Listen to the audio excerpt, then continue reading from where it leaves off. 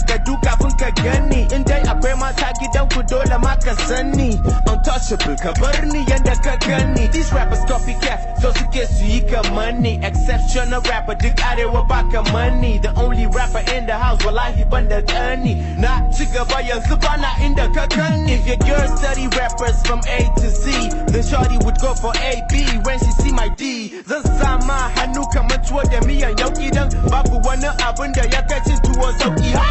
ni bala'i ne goguwa na ɗauke hankalin yaro babba har tsohuwa siriri haka Allah ya yi ni abinda zan yi shaf shaf wani katon sai ya yi ni